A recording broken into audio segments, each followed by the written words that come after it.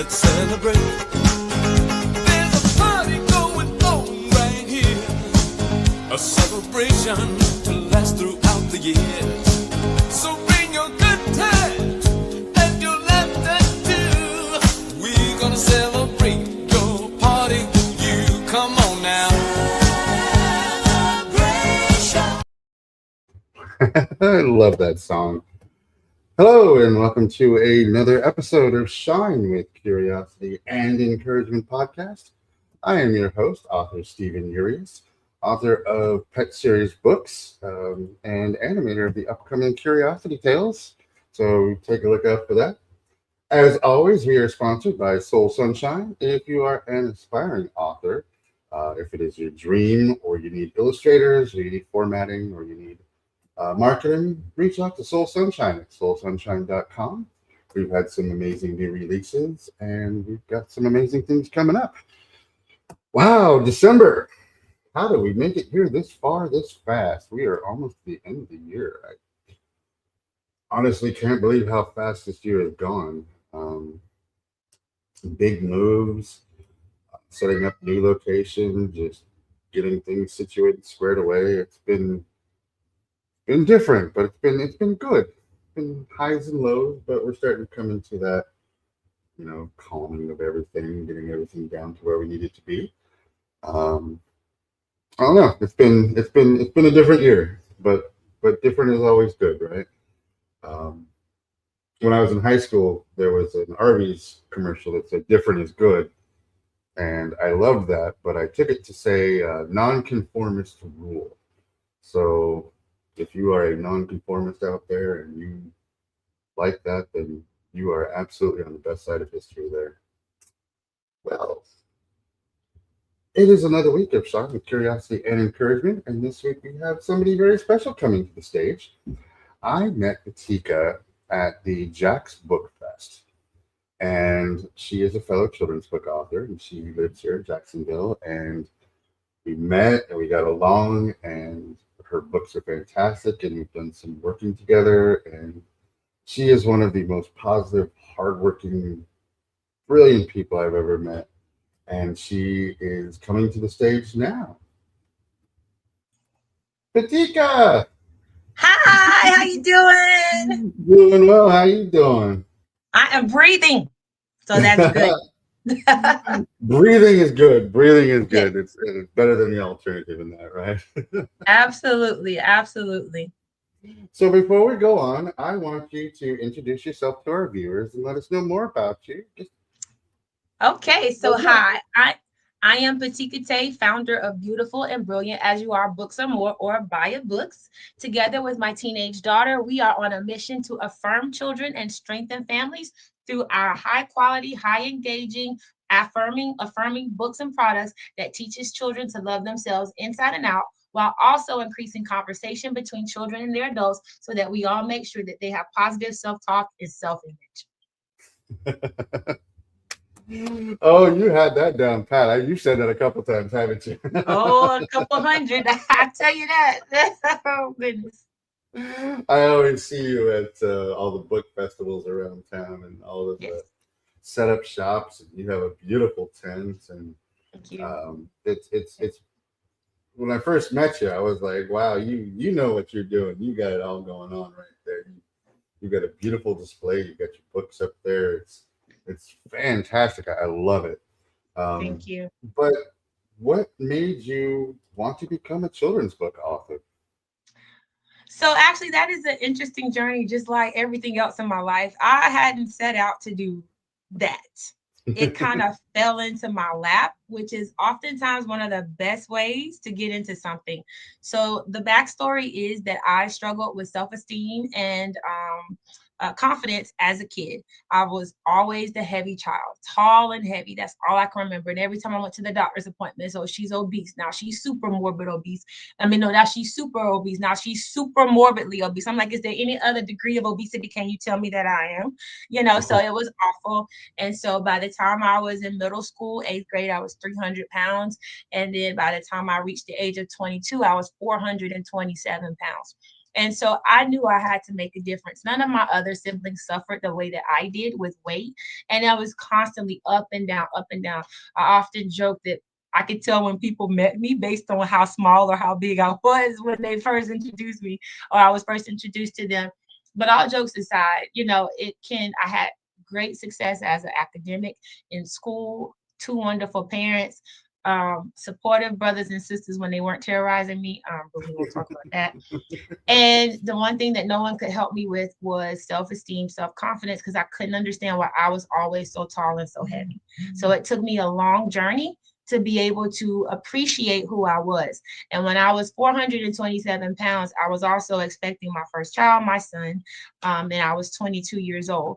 And so I had to make a choice to live for my son or die for food. And people who knew me back then knew that that was basically my catchphrase, because I went on a journey with Weight Watchers. I lost almost 200 pounds in 2006. And I became one of their inspiring stories of the year winner for the Southeast region. I was on the Today Show and I met Sarah Ferguson, the then Duchess of York. She ain't got that no more. Nice. Just Very recently. nice. But it was a whirlwind, affair, because I had to put my body and my health first. So then from that journey, when I found out I was having my second child, my daughter, I wanted to make sure that she didn't struggle with self-esteem the way that I did. And so before she was born, I just wrote her a series of poems. And I was just like, I'm going to read these to her and let her know that regardless of how she looks, how big or tall, big or small, whatever she is, that she is enough. And so my best friend, I'm going to give her credit, her kudos, Jamila. She told me that I needed to turn these poems into a children's book. And so I did. And through the grace of all the people that I've met, Ms. Monica Knighton, she walked me through how to get my books published. In one lunch meeting, she's like, pick my brain for lunch. And then you're on young. And I was like, thank you so much. Let me pick your brain. And so then she helped me do that. And we ended up going to my first event at the Jacksonville Melanin Market. And I still go to their events to this day. But my daughter and I took our little books and we were just like sitting there, didn't know what to do. It is Florida. It is the summer. We were outside and I did not have a tent. I was there for 5 minutes and I was like, oh boy, everybody else got a tent. I better go get a tent. And so I drove to the nearest hardware shop I could find and I was able to get a little cheap tent. And some of my early footage, you can see it was a hot mess, but we needed it because we were going to be in the blazing Florida heat at the high noon selling books. But eventually, long story short, we sold out of about 40 books with 2 hours left to spare. Wow. And when I realized we did that, I was like, we got something special. And I said, okay, we got to test it. So we went to another event. It was a Black Expo here in Jacksonville. And again, the reception we received from people buying the books was incredible. It was a very high cost to even enter that festival. And my best friend, she supported me since day one. She said, you know what? You sell your books. I'll cover this fee. You don't worry about the price. And I'm telling you, it wasn't cheap. It was a few $100s. Okay, it was a lot of money. And we earned that back times 3. Wow. Times 4. And that let me know that what we had was something special, is something special. People need it. And obviously, when I thought I was the only one suffering, other people suffered their version of low confidence and self-esteem. My stemmed from height and weight. As a female, 6 feet tall, 300 pounds, 13 years old, that was phenomenal. But then other people have their struggles regardless. Could be their hair, that could be their short, could be that they think they're too thin. So through the years, I have understood and learned that everybody has something that they're not happy with. But through my pain, I have created purpose. And through the support of the community, I have been able to take that purpose and choose to, create something positive that not only boosts esteem and confidence, but also increases literacy among kids, encouraging them to read or write the stories they want to read. And then just take everything that I've done as my 20 years of an educator and package it all into something that's going to change the world. I firmly believe that. Very nice. Thank you. Wow. I had no idea. I Yeah, yeah, I I got a mean, story.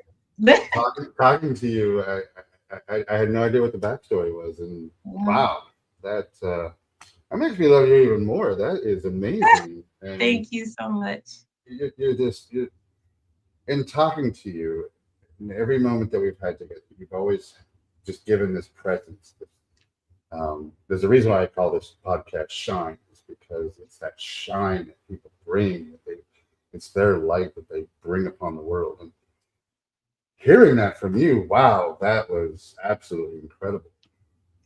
Just out of curiosity, though, in your books, who is the inspiration for your books? So my children. So my son inspired me to lose the weight the good old fashioned way. And I can remember I was in school in Tallahassee, walking up and down those streets, and every day I set a goal to I want to go as fast as I can. Each time I went out there, so I say I had 30 minutes to walk. Okay, well, I'm gonna start with 30 minutes. However far I get this week, that's how far I get the next week. I'm going to walk farther in those same 30 minutes because I needed to know that I wanted my son to not be embarrassed when he went out in public, or me not being able to keep up with him, when he wants to play and stuff like that. And that was even before he was old enough to even be active. I just wanted to have more for him. And I didn't want him to struggle with esteem and embarrassment because his mom looked a certain way. And Mm, so then once I realized, I mean, literally in my brain, I was like, okay, he took after his dad. He's small and athletic looking. He's not going to struggle like I did. And I literally would pray that he would be tall and thin. And right now he looked like a muscle man. He's like, hey, mama. And I'm like, boy, going somewhere. But, that was my motivation to get my life together. And then when I had my daughter, okay, well, I had to make sure that I did the right things for her because again, I didn't know who she was going to take after. Was she's going to take after her dad or take after me? And one of the struggles that I also had was being so tall. Tall women have a rough time, especially when we're in school. I can clearly remember looking over everybody's head. And it wasn't until high school that we even had some people on my height level. And I mean that changed things, but really didn't even happen until I got to college that I was at around these super tall football and basketball players, that made me feel short. And so me feeling short is not often. Me feeling small is not something that happens often because I'm usually the biggest presence in the room.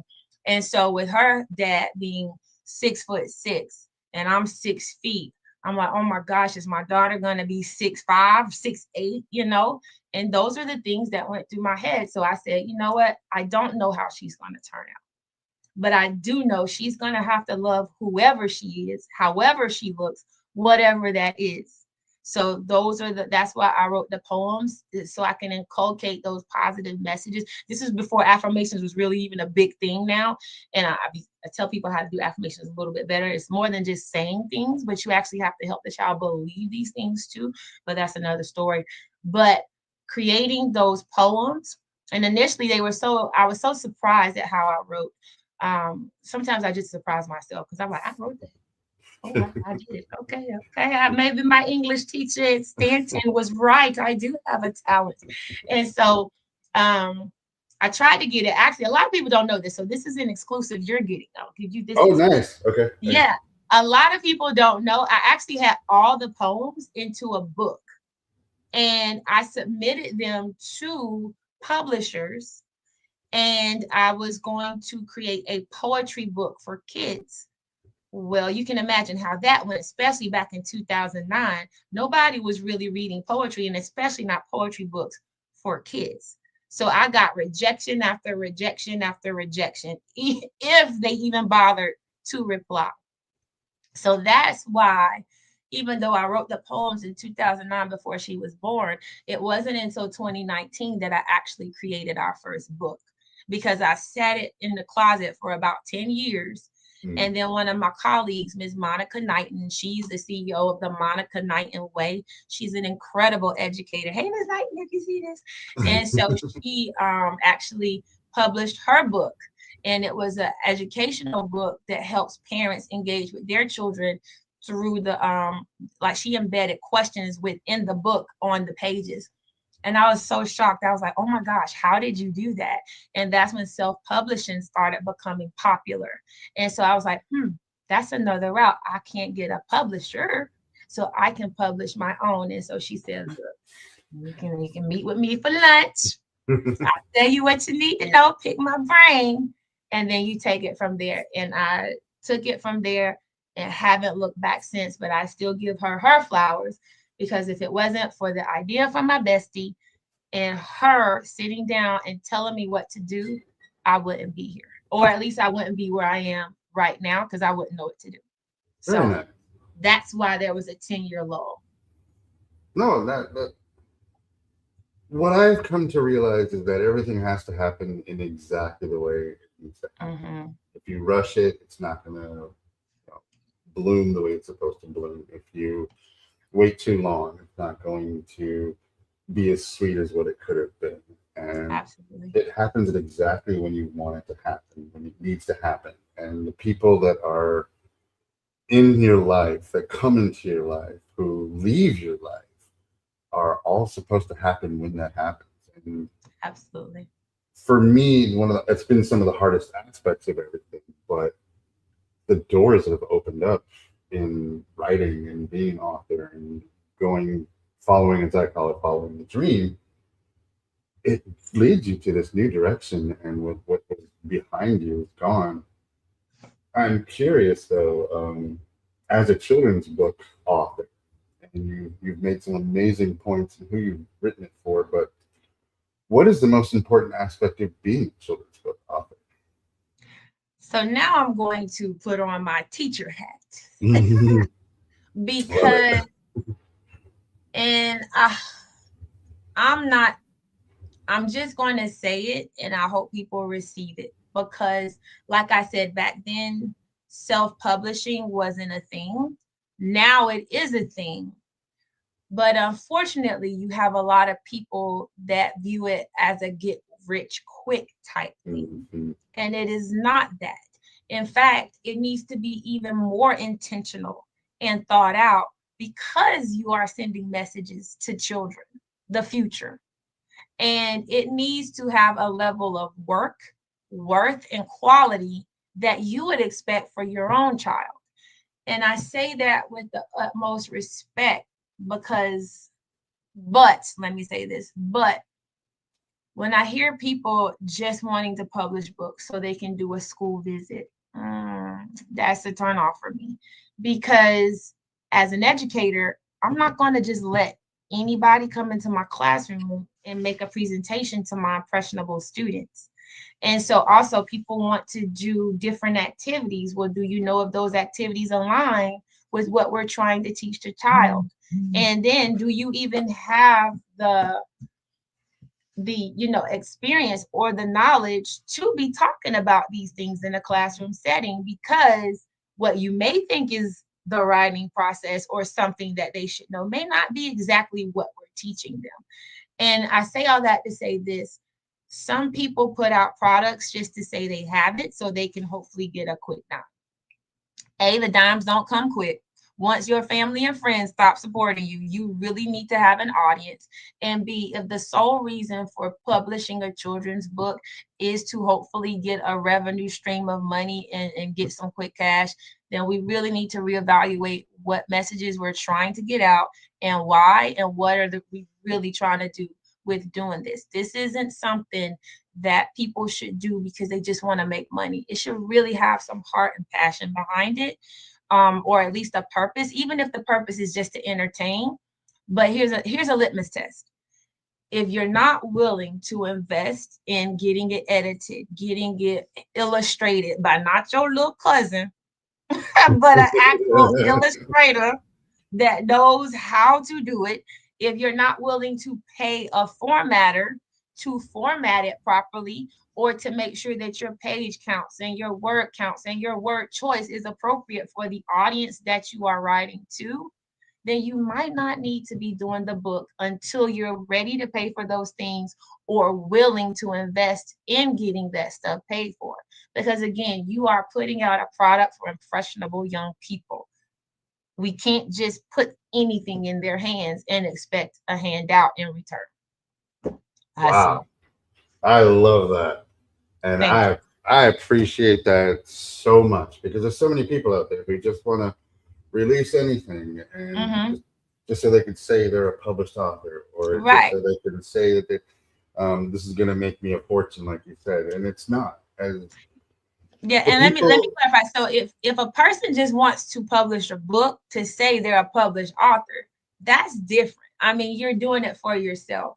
But where I have the issue is when they do it and expect to have the school visits and expect to get all of this, money because they published a book, but then all you did was use clip art yeah, or your cousin who has no knowledge of, illustrations or the process of doing it to put it out there.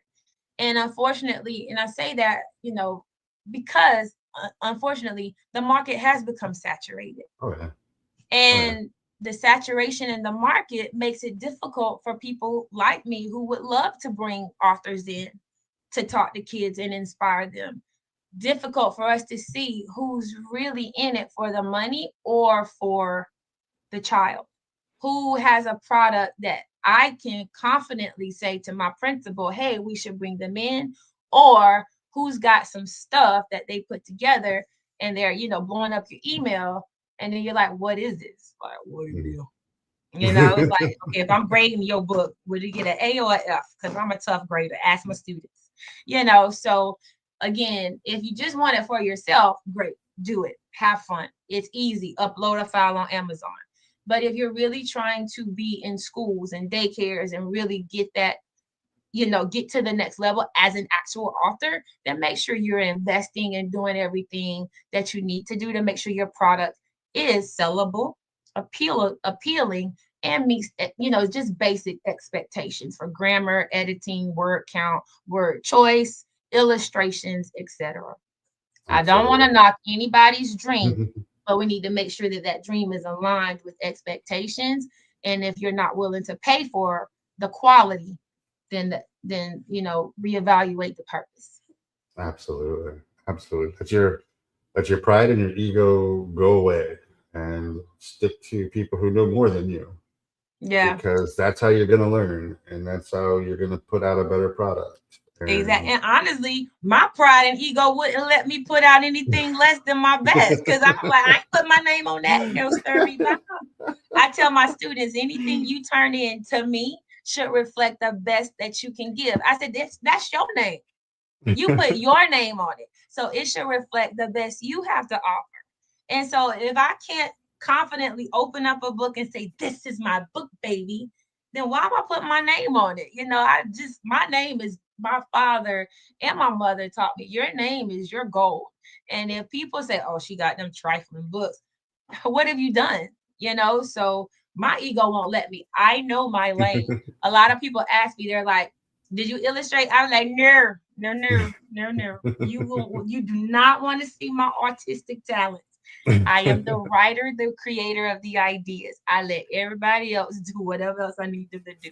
But that's just me. There are some talented writers and illustrators, but it takes a certain special skill set to be able to do that. Some people are successful with that. I am not. And I I know love, I that. love that. I love that. So, how many books do you have published right now? So actually, that is a great question. We actually have 8. So a Eight. lot Okay. of people don't know that my second book was actually not Brilliant as You Are, which is the companion to Beautiful as You Are. It's actually a personal finance book. It's a nonfiction personal finance book titled 30 Days to Financial Fitness. And I actually had a tough time deciding if I wanted to do the children's books as my business or the personal finance because I love personal finance. That is my heart. And I really wanted to help people, get their financial lives together because that's super important. But what I found is that a lot of people don't want to talk about that. And that market is so saturated with the heavyweights. That means I would have been competing with a Dave Ramsey, a Mm, Susie Orman or a Kimberly, I think Alish, or what Kimberly Alish or somebody.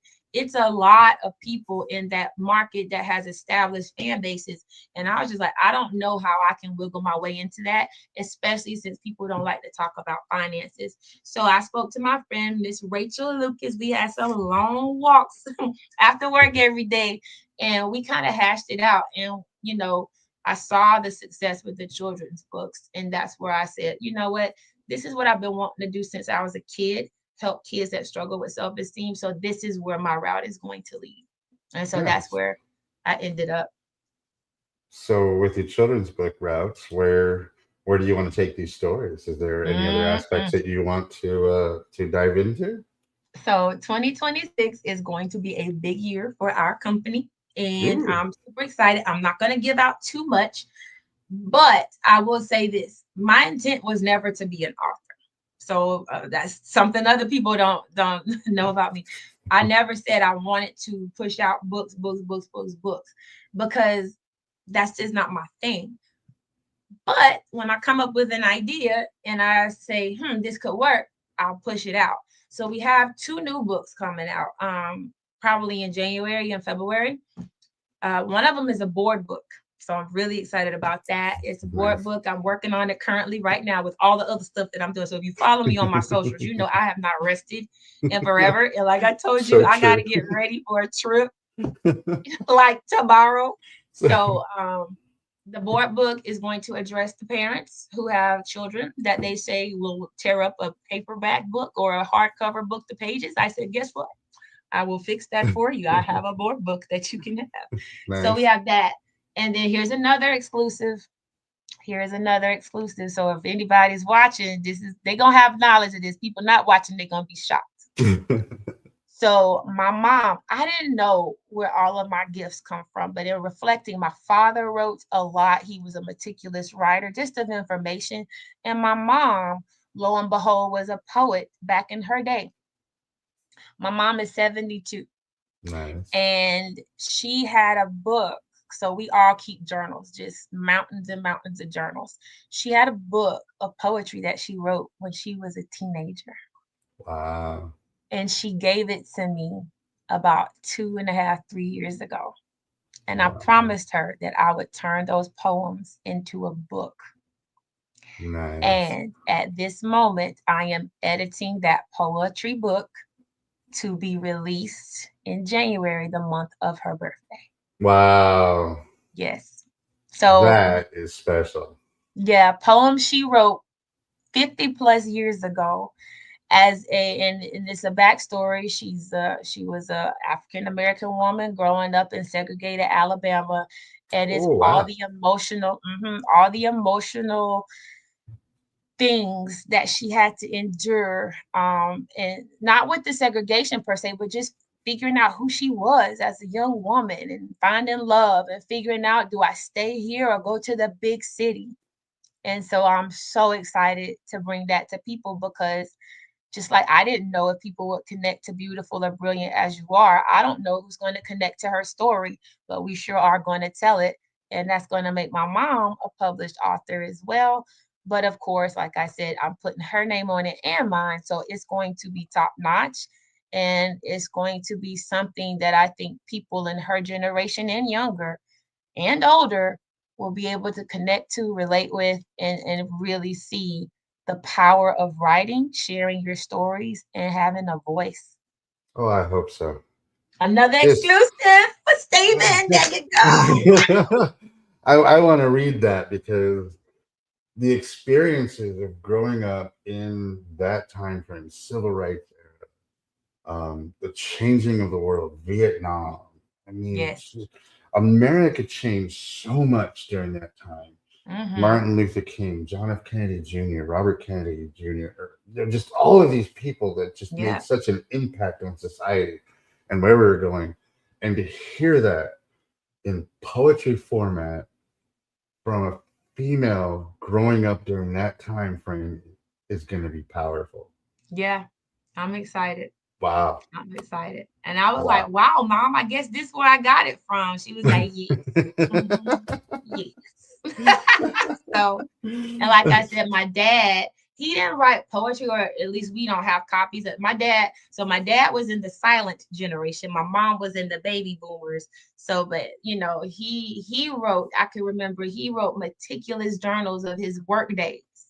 Like, and my dad has this immaculate way of writing that is unique to him in terms of just his penmanship. And you could just look at his journals for hours and Nice. you would just be taken aback. And for those who know me, I lost my, don't let me get emotional, but I lost my dad. We lost my dad in 2021. So it's hard to believe we're coming up on the 5-year anniversary. But Why I Love Grandpa was created for him. He never got to see the completed copy of the book, but when I wrote the manuscript with my children, they actually were able to read to him the text Oh, before he passed away. And you could see his whole world light up as he heard his grandchildren reading Why I Love Grandpa. And so that's something oh, I will never forget. I only wish he could have seen the actual book, but the character Grandpa in the book is modeled after my father. So I was very intentional in having the illustrator recreate my father in cartoon form. And so the nice. illustrated version looks like my father. Very nice. Wow. That's that's special. That hit me close to the heart. I lost my dad in 2020, and I Mm, still haven't fully recovered from it. But I mean, it gets mm-mm. easier in time, but still, it's what you Yeah, lose out in that aspect, especially with your kids, their right. grandkids, what Hmm. they no longer get. I know you said you have a trip that you've got a plan for, and you didn't want to do too long today. So before we I'm go, good. We're having fun. We're having fun. I like to talk. We're good. We can keep going. all right, all Love it. right. Yeah, Steven, you got me. You got me. That's These what are great questions too. that's what I love in podcasting is that you get to know somebody and you get it out Hmm. there, and it it brings us all And together. yeah, and I'm gonna say anybody who's watching it, drop some comments or questions so I can hopefully answer them later in the replay. Or can we see the comments and questions live? Yeah, if any comments come up, I will display them on the screen, and you can answer Okay. them right there, and we can say hello. Fantastic. Yeah. And Um, then if you're not live, you're watching the replay, send them to us. Please follow me on my socials. I'm sure Stephen will post it, but my IG is popping up, author PeTika. And just let us know how we can support you. And thank you for being here. Please share with your networks as well. Because this is a movement. I'm on a mission, and more people that can support my vision of where we're going. And like I said, 2026, the 2 books is one thing, but I'm gonna tell you, I got something even bigger planned, even bigger. Now I can't spill the beans on that one, but when you see it, you're gonna be like, hot diggity dog. That girl said she was gonna do something big. She wasn't lying. well, one thing that I've come to realize especially in nowadays, Hmm. the attention span of people have gotten so low that when you hear somebody that actually reads books, it's almost like what? Like you read books? Hmm. And I gravitate towards those people. I gravitate towards people who like to read books, and not just like I only read one type of book, but read Uh-oh. all types of different books. And You're not gonna like me. what? You're not gonna like me in this one because I have a running joke with one of my former colleagues. She's amazing. If she's watching this, you know who you are. She picks at me all the time. I'm gonna be honest, Stephen. I'll be honest, and don't hate me for this. I don't read fiction books. Oh wow! I do not. It is the toughest thing for me to do because my mind is so full of what can I learn, what can I do, that I can't read about Josie and her experience on the beach with John. I have tried. It took me like a whole year to read a 200-page fiction book. So let me just say, I don't read them like I used to in high school. And that's, and I'm gonna say this as well. So my students can relate because I've always talked to them about this. Reading should be enjoyable. It shouldn't be Mhm, forced. mhm. Although we know the benefits of reading 20 minutes a day, so that should be something that we do and aspire to do with our kids, but they still should be able to read what they enjoy and what they like. in high school and middle school, they made us read all kinds of books that I couldn't care less about. I just did not want to read those books. I did it because I had to, because that I was told and taught to do what you're supposed to do. But I tell you, if I had to read one more page about flies and lords and pieces being separates and Gatsby's being great, I was like, come on, y'all. I got other stuff to read. So, it wasn't all bad though, right? Yeah. I mean, they were good stories, but I didn't want to read them. And I'm just not going to sugarcoat that. So I tell my students, sometimes we have to do what we have to do because we have to do them, but get it done, even if you don't enjoy it. So that's the one thing. But when I tell my students, when you're reading for enjoyment and pleasure, read what you want. Parents, let your child read comic books. Let them read manga, whatever they call it. Encourage them to read what they have to read, but let them read what they want. And honestly, now I am a prolific reader of finance books, gardening books, stuff that I love. You can't make me put them down. I can recall going to the library with my children, and because my time is so limited, I already knew 365, 362. Those was the Dewey Decimal numbers that I went to straight when we went to the library. And I would get all of the books. I could, like 10, 15, 20 books, I think they would let us check out at a time. I would get my 10, 20. My children would get theirs, and we would take them home. And then I would come back after, renew them every 2 to 3 weeks or whatever. So I think now you can get them for like 6 weeks or whatever. And I would just read them. And that's where I got my joy from, just reading the books I loved. But if you told me to go get a bunch of books about how Stella got her groove back, no, I ain't Stella, and I ain't grooving with no book. That's about that. So I can appreciate that.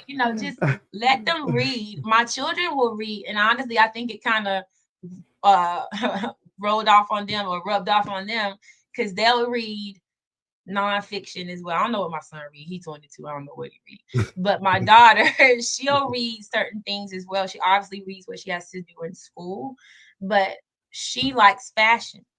And hair stuff. So she's a prolific reader of those types of things. And I'm okay with it because you're still they're still getting knowledge, interacting with words, understanding other people's way of writing, and learning. So that's the whole point, enjoying what you read. Absolutely. But so I know you say you like people that read a bunch of different stuff, so don't. Well, look, how about autobiographical? Do you read autobiographical? Oh my gosh, Lord. It takes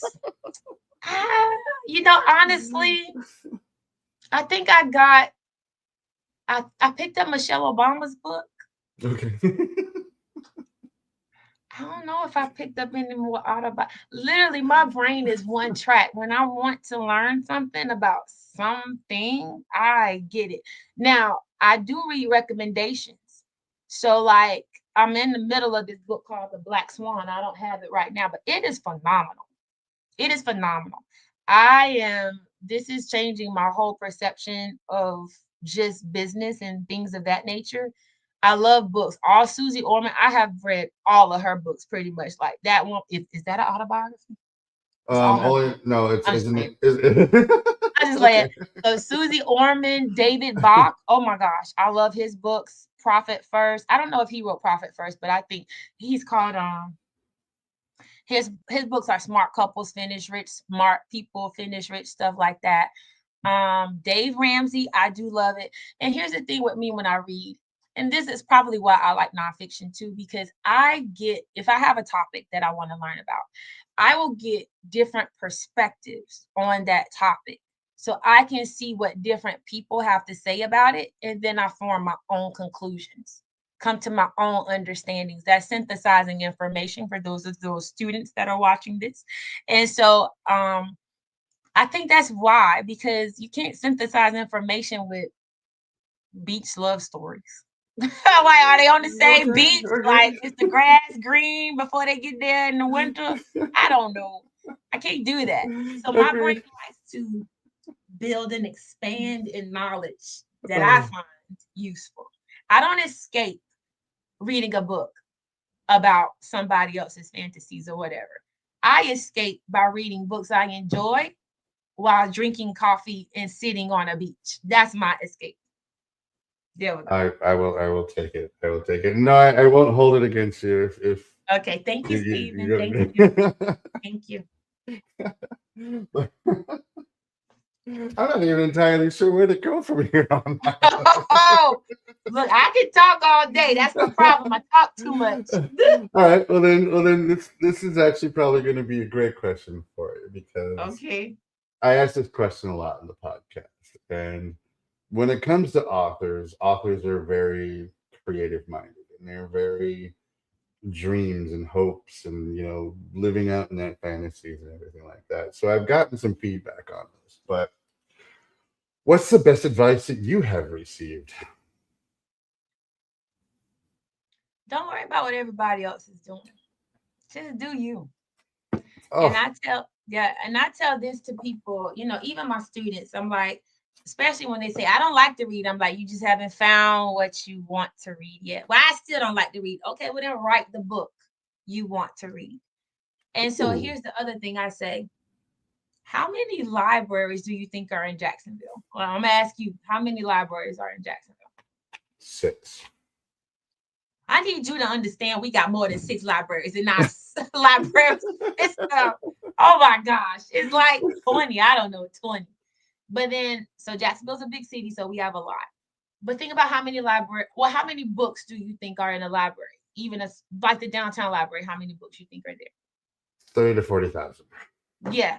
And so even with the smaller branches, we have tons of small branches. I think maybe like 14, 15 to 20 library. Hey, y'all, if y'all know or can research it, put it in the comments how many about libraries we have in Jacksonville, Duval County. So you said 30 to 40,000. And then the smaller libraries, let's just say they have 5 to 10,000. That's in Jacksonville alone. Multiply that by Florida. How many libraries we have in Florida? We'll just say 100. We can be conservative. We'll say 200.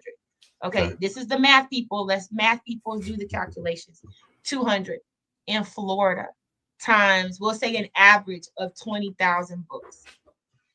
I don't know. You're doing the math, Stephen. I don't know. So I'm just 200 saying. libraries with 20,000, you're looking at 2 million. 2 million? So, and that's just in Florida. Now, I know you have repeats and repetitive books across libraries, across places, but think about you multiply that times 50 states and then territories and then 50 to 500 countries. You literally have millions of books in this world.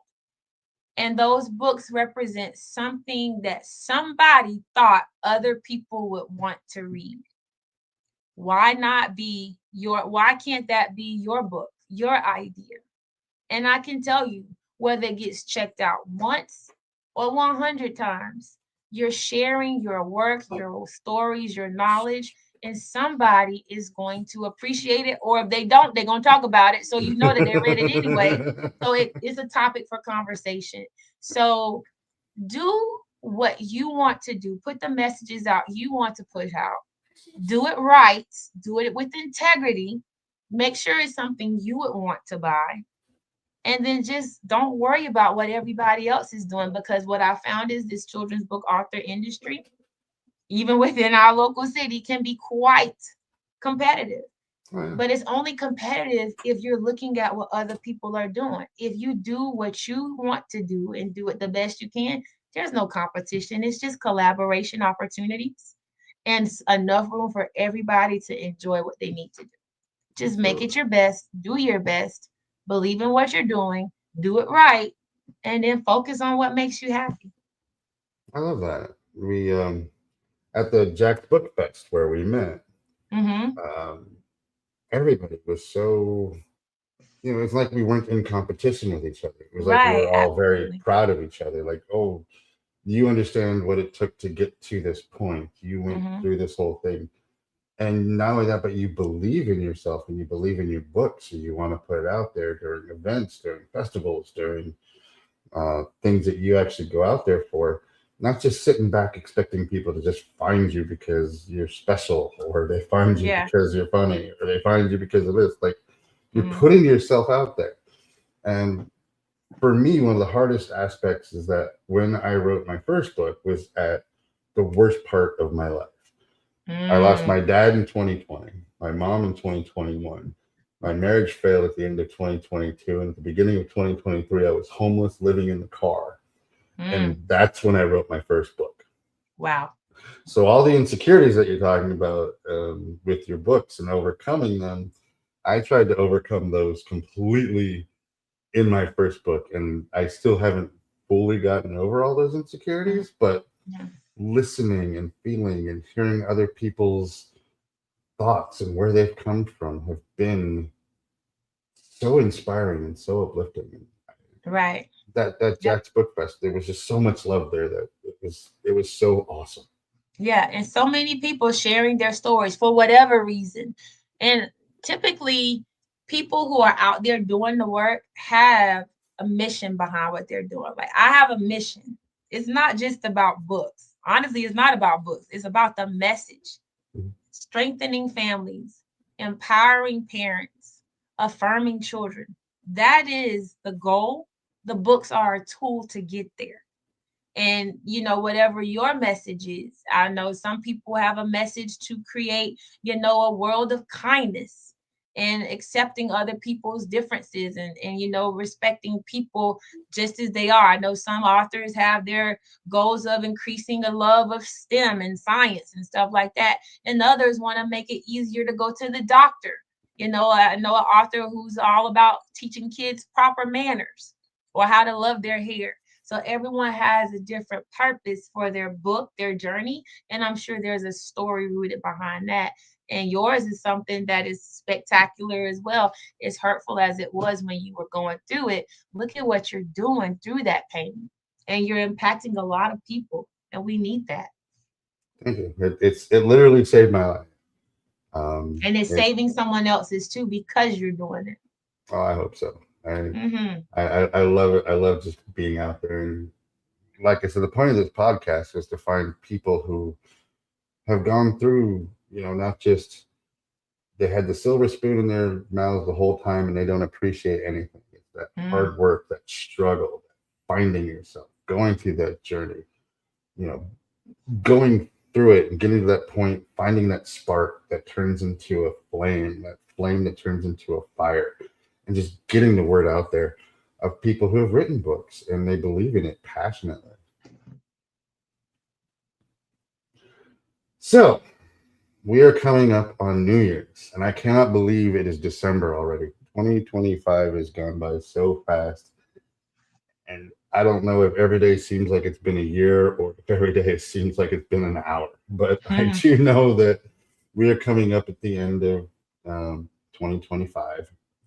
Do you have any New Year's resolutions set for next year? I have some goals that I want to accomplish. I have to get my life back in order because I have been doing a lot and I cannot keep this pace up. I cannot. While I love what I'm doing, I'm having the time of my life. It has caused me to, just put some things on the back burner, and I really need like $1 million windfall to keep up with everything that I put on the back burner. But I have a bigger goal in mind, and so I won't necessarily say New Year's resolutions, but these are things that I have put in place that I want to accomplish. And I'm going to, not going to, I've been working very diligently to get those goals and see them to fruition. And so I'm a driven person to the Nice. point of my detriment because, like, right now I need like some more sleep and I'm not gonna get it. I'm not gonna get it. I already know. So I'm just gonna be looking all crazy like the zombie, but I love this work. I love what I'm doing. I love, oh, my computer's dead. Low on battery. But I love being able to share stories, encourage others and my students. Oh my goodness. Me going to elementary school was not in the cards, but I will tell you, these kids, as much as they have caused me my ache and my pain, I have seen a resilience in them that makes me encouraged for their future, because I was able to bring all of my prowess and knowledge from middle school, 17 years of middle school, to them. And honestly, another reason why I'm here right now is because this is my second year with this group of students I have. And I really want to see them be successful. And I really want to see how far they can go.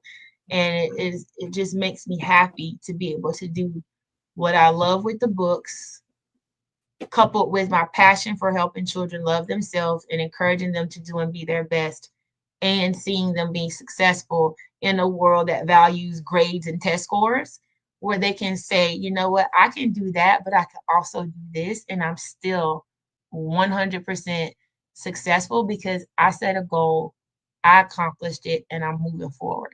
So I just want to continue that. It may look a little different in 2026, how I accomplish those goals in terms of moving forward.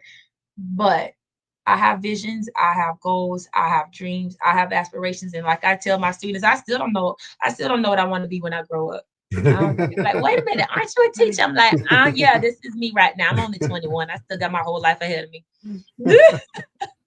So it's just wonderful. In fact, I recently not met, but one of my students, she found me on social media, and she is like the bomb.com. She's like, my oldest students are in their 30s, they're like 34.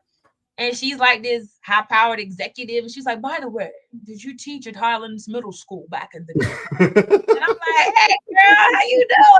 Look at you. I'm so proud of you. That makes me happy. That makes me so excited. And I look forward to seeing these young ones. It's going to take a little longer for them to get there, because I'm meeting them when they're in single digits, 9 and 10, but to see where they end up and how they flourish and grow is going to be phenomenal. I love that you have goals, Mhm. and a lot of people have aspirations and not goals. Yeah. So an aspiration is I want to be rich. Mm-mm. A goal is I want to Like save you do. $500, Yeah, in a bank account. exactly. Something realistic, something that is attainable, something that's not Right. going to topsy turvy your world upside down by having to Mhm. go and do something that you have no idea about. So Or I compromise your morals, values, and ethics. That is the game changer for me. If it's going to compromise my morals, values, or ethics, I'm not doing it. I'm just done. There you And I am not one of those teachers that say I'm teaching because I want to be broke. No, go. I don't aspire to be a broke teacher. No, that's not what I'm doing. I'm teaching because this is where I am. But like you said, it's how you manage your money that determines whether you're successful or you're struggling. And so I don't agree with that. Oh, teachers do it because they have a higher calling and they don't mind being broke. Nope, that ain't it. I got goals. I want to go travel. I got stuff I got to do. That's honestly why I wrote the book as well, to show people how you can accomplish your goals and live within a modest means. You don't have to, if you make 6 figures but you spend 6 figures plus $1, you're Right, still broke. right. So it is what it is. But Stephen, I'm gonna tell you, my computer is about to die, and I really don't want it to shut off on us because my charger is in the other room unless I run up there. But I know we're coming up on the end, so Yeah. I'm just trying to hold out. All right. How about two questions and we'll end it? How's that? Okay, sounds Uh, good. Let me see if I can't get a charger back here. I'm gonna text my daughter, my technical support. Let me my see. first question is that we had at the beginning of the year, my resolution was to have more gratitude for this year. To actually be grateful for things. So even on those hard days, to find something that you have gratitude for. What do you have gratitude for? Look, I I know, and I've told my daughter, and I've told anybody, I am truly blessed. What I do is not easily done by a lot of people. And that's not to say it in a bragging tone, but I know there's a higher power that has me doing all the work that I do. Because sometimes I don't even know how I do what I do.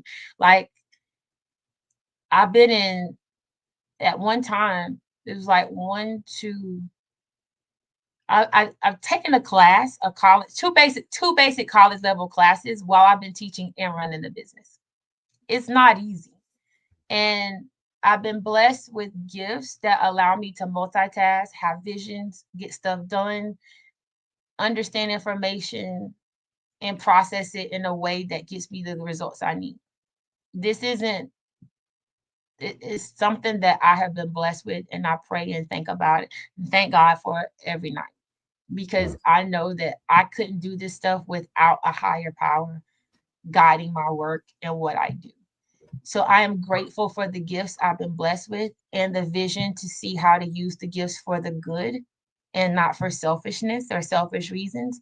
And I'm grateful for the impact that I've been able to make on the community, on my students, on my family, and within my own self. So just that is what I'm grateful for. I don't know if my daughter saw this. Beautiful. Well, before the battery dies, how about this? Is there anything that you wish to share with our viewers about how they can get in contact with you about upcoming releases, news, and anything Absolutely. that's to come?